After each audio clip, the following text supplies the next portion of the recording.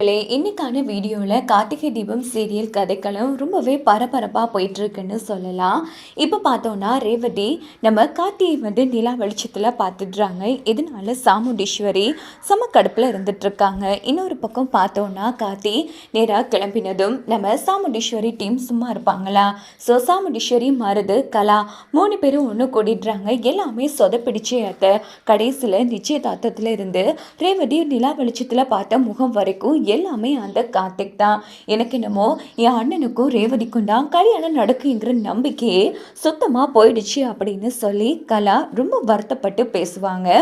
So இதனால் சாமுண்டீஸ்வரி கவலைப்படாதீங்க, நாளைக்கே என் தங்கச்சி சந்திரா வாரா, அந்த கார்த்தியை பழி வாங்குறதுக்கு சரியான ஆள் என் தங்கச்சி ஒருத்தி மட்டும்தான், அவளை வச்சே நாம் நல்லா செஞ்சிடலாம் அப்படின்னதும் உடனே கலா ரொம்ப ஹாப்பியாகிறாங்க.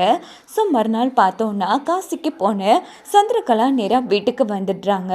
ரேவதியும் கலாவை நல்லவங்களா தானே நினைக்கிறாங்க. உடனே சந்திரா கிட்ட போய் எனக்காக காசிக்கெல்லாம் போயிட்டு வந்திருக்கீங்க சித்தி, ரொம்ப நன்றி அப்படின்னு போது என்ன பேசிட்டு இருக்க, நான் முதல் கண்டு நல்லபடியாக வளர்த்தெடுத்த பொண்ணு நீ, உனக்காக இது கூட பண்ண மாட்டேனா அப்படின்னு சந்திரகலா ரேவதியை தன்னோட கைக்குள்ளே போட்டுக்கிறதுக்காக ஐஸ் வச்சு பேசுகிறாங்க. ரேவதியும் ரொம்ப ஹாப்பியாகிறாங்க. அதுக்கப்புறமா என்ன நம்ம வில்ல டீம் எல்லாம் ஒன்று கூடி பேச ஆரம்பிக்கிறாங்க. அப்போ நம்ம சாமுண்டீஸ்வரி நடந்த அத்தனை விஷயத்தையும் சந்திரா கிட்ட சொன்னதும், ஓஹோ இந்த அளவுக்கு நடந்துருச்சா, இங்கே பாருக்கா, அதை பற்றி நீ கவலைப்படாத, கூடிய சீக்கிரமே அவனுக்கு தெரியாமலே நான் மருதுக்கும் ரேவதிக்கும் கல்யாணம் பண்ணி வைக்கிறேன் அப்படின்னும் போது உடனே கலா என்ன சொல்கிறீங்க, எங்களால் முடியாதது உங்கள் ஒருத்தியால் முடியுமா என்ன அப்படின்னு கலா கேட்டதும் உடனே சந்திரா அந்த இடத்துல பக்காவாக ஒரு திட்டம் போட்டு கொடுக்குறாங்க. இங்கே பாருங்க, இப்போ நாம ரத்த சொந்தப்படியாக செய்கிறபடியாக தான் அவன் உரிமையாக எல்லாமே பண்ணிகிட்ருக்கான். நான் சொல்கிற மாதிரி பண்ணால் கண்டிப்பாக அவன் எதுவுமே பண்ண மாட்டான். ரத்த சொந்தம் இல்லாத யாரோ ஒருத்தங்க தான் இப்படி மாலதோசை இருக்குது நம்ம ரேவதிக்கு. ஸோ அவங்க ஒரு ஆம்பளை தான் ரத்த சொந்தம் இல்லாதவர் ரேவதி கழுத்தில் மாலை போடணும் அப்படின்னு சொல்லுவான். அதனால் கண்டிப்பாக ரேவதி மேலே இருக்கிற தோசை நீங்கணுங்கிறதுக்காக அவன் எதுவும் பண்ண மாட்டான். அதனால் மருதை கொளிச்சு அந்த மாலையை போட்டுடலாம். ஆனால் அது ஒன்றும் சாதாரண மாலை கிடையாது. அந்த மாலைக்குள்ளே தாலியை கட்டி வச்சிடலாம். அதுக்கப்புறமா என்ன, மருது மாலையை போட்டால் அடுத்த நொடியே பூவை பிச்சிடலாம். பார்த்தா அதுக்குள்ளே தாலி தான் இருக்கும். இதை விட சரியான பதிலடி அந்த கார்த்திக்கு கொடுக்க முடியா. என் அக்கா கோலாகலமா இந்த கல்யாணத்தை சிறப்பாக பண்ண நினைச்சாலும் கண்டிப்பாக அந்த கார்த்தி ஏதோ திட்டம் போட்டு தடுத்து நிறுத்தியே தீருவான். அதனால் அவனை நம்பி நாம் இந்த கல்யாணத்தெல்லாம் சிறப்பாகவே நடத்த முடியாதுக்கா. எப்படி என் ஐடியா அப்படின்னதும், இதுக்கு தான் என் தங்கச்சி வேணும்னு சொல்கிறது ஐடியா ரொம்ப நல்லா இருக்குது சந்திரா, இப்படியே பண்ணிடலாங்கிற மாதிரி சொன்னதும் உடனே நம்ம கலாவும் மருந்து சந்தோஷப்படுறாங்க. சரி பூஜை எப்போ வச்சுக்கலாமா, நாளைக்கே வச்சுக்கலாம் அப்படின்னதும் உடனே பார்த்தோன்னா சாமுண்டீஸ்வரி வீட்டில் இருக்கிற எல்லாரையும் கூப்பிடுறாங்க. இங்கே பாருங்கள், நான் யோசிச்சிட பார்த்தேன், நம்ம ரேவதிக்கு மாலை தோசை இருக்குன்னு சொன்னாங்க. அது மட்டும் இல்லாமல் ரத்த சொந்தம் இல்லாத யாரோ ஒரு ஆம்பளை தான் நம்ம ரேவதி களத்தில் மாலை போடணும்னு கூட சொன்னாங்க. நான் அதனால் நம்ம மருதே ரேவதிக்கு மாலை போடணும்னு சொல்லிட்டு வந்திருக்கேன் அப்படின்னதும் உடனே ராஜராஜெல்லாம் அது என்ன புதுசாக இருக்குது, ஏன் மருது மட்டும் தான் இருக்கானா, வேறு யாரும் இல்லையா, என்ன பேசிட்டு இருக்கீங்க, கண்டவனெல்லாம் கூப்பிட்டு என் பொண்ணு கழுத்தில் மாலை போட சொல்ல முடியுமா, நான் தான் மாப்பிள்ளையை என் பொண்ணுக்கு பார்த்து வச்சிருக்கனே, அப்படி இருக்கும்போது அவரே முறையாக ரேவதி களத்தில் மாலை போடட்டும், நாளைக்கு கோவிலில் போய் இந்த பூஜையை பண்ணலான்னு இருக்கேன், வாரவங்க வரலாம் அப்படின்னதும், என்னம்மா ஆமாம் எனக்கு மாலை தோசைமா, ஆமாம்மா இதுக்கு முன்னாடி நான் இப்படி ஒரு தோசத்தை கேள்விப்பட்டதே இல்லையே அத்தை அப்படின்னும் போது, உனக்கு எப்போ தான் இதெல்லாம் விளங்கும், நீ கொஞ்சம் அமைதியாக இருக்கியா, அதான் அக்கா அவ்வளோ தூரம் சொல்கிறாள் அப்படின்னு நம்ம சந்திரகலா சொன்னதும் வந்துட்டுடா, 2 கலாவும் கூடிடுச்சு, இனி கிழிஞ்சிட்டு போ அப்படின்னு மயில் அந்த இடத்துல போய் புலம்பிட்டு இருக்காங்க.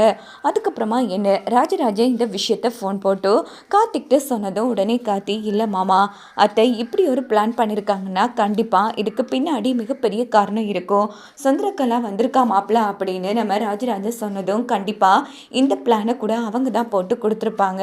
ஸோ இதில் ஏதோ ஒரு உள்குத்தி இருக்கு மாமா, அதனால எல்லாரும் கோவிலுக்கு போய் நீங்களும் கிளம்புங்க அப்படின்னதும் சரி மாப்பிள்ள என்ன எதுன்னு பார்க்குறோம் அப்படின்னுட்டு எல்லாருமே கிளம்பி கோவிலுக்கு போகிறாங்க. அங்கே பார்த்தோன்னா ரேவதி நம்ம கடவுள்கிட்ட வேண்டிட்டு இருக்காங்க. அப்போ பார்த்தோன்னா உடனே ரேவதி சாமுண்டீஸ்வரி கிட்ட, அம்மா நான் கேட்கணும்னு இருந்தேன், இப்போதான் எனக்கு நல்லா ஞாபகம் வருது. ஏம்மா இரத்த பந்தம் இல்லாதவங்க தானே என் கழுத்தில் மாலை போடணும், அப்படி பார்த்தா மருது என் முறை மாமா, அவர் எப்படி என் கழுத்தில் மாலை போடலாம் அப்படின்னதும் சாமுண்டீஸ்வரிக்கும் சந்திராவுக்கும் தூக்கி வாரி போட்டுருது. ஐயோ அக்கா, என்னக்கா இது, யோசிக்காம ஐடியா பண்ணிட்டோமே அப்படின்னும் போது இப்போ என்ன பண்ணுறதுக்கலா அப்படின்னுட்டு உடனே பார்த்தோன்னா, ஐயோ நான் வரும்போது தான் நம்ம யோசியர்கிட்ட ஃபோன் பண்ணி கேட்டேம்மா, கண்டவெல்லாம் என் பொண்ணு கழுத்தில் மாலை போடக்கூடாது, இப்படி அவளோட முறை மாமனே போடட்டும்னு அவரும் சரின்னு சொல்லிட்டாரு, அதனால மருதே உன் கழுத்தில் மாலையை போட்டுறட்டும் அப்படின்னதும் உடனே மயில், மாப்பிள்ளை சொன்ன மாதிரி கண்டிப்பாக இதில்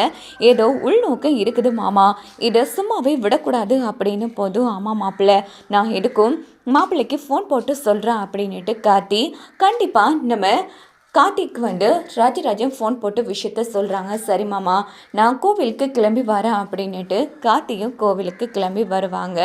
அங்கே பார்த்தோன்னா அந்த இடத்துல இருக்காங்க இல்லையா ஐயர்கிட்ட, இப்படி என் பொண்ணுக்கு மாலை தோசம், அதனால் இப்படி இவரை மாலையை போட போகிறாரு அப்படின்னதும் அந்த இரும் பூஜைகள் பண்ணுவாங்க. கரெக்டாக கார்த்தியும் கோவிலுக்கு வந்துடுவாங்க. அப்படின்னு பார்த்து நேராக மருது கையில் மாலை, அதுக்குள்ளே தாலி இருக்குது, அதை சாமுண்டீஸ்வரி மாப்பிள்ளை ரேவதி கழுத்தில் போட்டு விடுங்க அப்படின்னும் போது உடனே கார்த்தி, கொஞ்சம் நிறுத்துறீங்களா அப்படின்னதும், ஏய் எதுக்காக நீ இங்கே வந்தா அப்படின்னு சாமுண்டீஸ்வரி கேட்குறாங்க. உடனே நம்ம கார்த்தி ஐயர்கிட்ட இது என்ன பூஜைன்னு தெரிஞ்சுக்கலாமா அப்படின்னும் போது, சார் என்ன திடீர்னு கோவிலுக்கு வந்திருக்கீங்க அப்படின்னு ரேவதி கேட்குறாங்க. இல்லைங்க, சும்மா சாமி கும்பிட்டுட்டு போகலான்னு வந்தேன், ஆனால் இங்கே ஏதோ பூஜை நடக்கிற மாதிரி இருக்கு, அதான் என்ன பூஜைன்னு தெரிஞ்சுக்கலான்னு வந்தேன் அப்படின்னதும் உடனே ஐயர், இந்த பொண்ணுக்கு மாலை தோசை இருக்குப்பா, அதனால இந்த பொண்ணு கழுத்தில் மாலை போட்டால் தான் அந்த தோசை நீங்கும், அதுவும் ரத்த சொந்தம் இல்லாத ஒரு பையன் தான் போடணும், அதான் இந்த தோசத்தோட ஐதீகம் அப்படின்னதும், எனது ரத்த பந்தம் இல்லாததா, அப்படி பார்த்தா ரேவதி இவர் உங்கள் மாமா உங்கள் மச்ச முறையாச்சு, இவர் எப்படி உங்களுக்கு போடலாம் அப்படின்னதும் உடனே சாமுண்டீஸ்வரி கிட்ட ரேவதி, ஏமா நீங்கள் சொன்ன யோசியர் ரத்த பந்தம்னால பரவாயில்லன்னு சொன்னீங்க, இங்கே ஐயர் என்னடா ரத்த பந்தம் இல்லாத ஆம்பளை தான் போடணும்னு சொல்கிறாங்க, என்னம்மா இதெல்லாம் அப்படின்னும் போது, இங்கே பாருமா அவர் கிடக்காரு, நமக்கு யோசியர் பேச்சு தான் முக்கியம், மாப்பிள்ளை என்ன வெயிட் பண்ணிட்டு இருக்கீங்க, போடுங்க அப்படின்னதும், இல்லைம்மா எனக்கு இதில் ஏதோ உள்நோக்கம் உள்கொத்து இருக்கிற மாதிரி இருக்குது அப்படின்னதும் உடனே ஐயர் இங்கே பாருங்கம்மா, அந்த பொண்ணுக்கு ரத்த பந்தம் இல்லாத ஒரு ஆம்பளை தான் போடணும் அப்படின்னதும் உடனே ரேவதி அவருக்கு என்னம்மா, அதனால இவர் போடவே தேவையில்லை அப்படின்னதும், இங்கே பாரு சாமுண்டீஸ்வரி, நம்ம எம்டி தான், நம்ம ரத்த பந்தமே இல்லையே, பேசாமல் அவரே ரேவதிக்கு மாலை போடட்டும் அப்படின்னதும் சாமுண்டீஸ்வரி செம்ம கடுப்பாகிறாங்க. ஆமாம்மா, எம்டி சரி மாலை போடட்டும், அவருக்கு தான் எந்த ரத்த பந்தம் சொந்தமும் இல்லையே நமக்கு அப்படின்னதும் உடனே செம்மையாக தூக்கி வாரி போட்டுருது அந்த இடத்துல. ஸோ அங்கே பார்த்தோன்னா உடனே சாமுண்டீஸ்வரிக்கு என்ன பண்ணுறேன்னு புரியல. அம்மா மருத கார்த்தியை எங்கள் எம்டி சார்கிட்ட மாலையை கொடுக்க சொல்லுங்க அப்படின்னதும் உடனே மருது தயங்கிட்டு இருக்காங்க. அதெல்லாம் முடியாது ரேவதி, மாப்பிள்ளை நீங்கள் போடுங்க அப்படின்னதும், இல்லைம்மா சொல்கிறது கேளுங்கம்மா, இதில் வேறு எதுவும் பிரச்சனை வந்துடும் அப்படின்னும் போது நம்ம மருது போடலான்னு எடுக்கிறாங்க. பார்த்தா மாலைக்குள்ளே இருந்து தாலி விழுது. இதை பார்த்து ரேவதிக்கு தூக்கி வாரி போட்டுருது அந்த இடத்துல. எதுன்னு பார்த்தோம்னா இந்த எபிசோட் முடிச்சிருது. ஸோ கண்டிப்பாக சாமுண்டீஸ்வரி இந்த மாதிரிக்கு கேவலமான ஐடியாலாம் சந்திரகலாவோட பேச்சு கேட்டு பண்ணிகிட்டு இருக்க போகிறாங்க. வாங்க நம்ம கார்த்தி எப்படியெல்லாம் தடுத்து நிறுத்துறாங்கன்னு பார்க்கலாம்.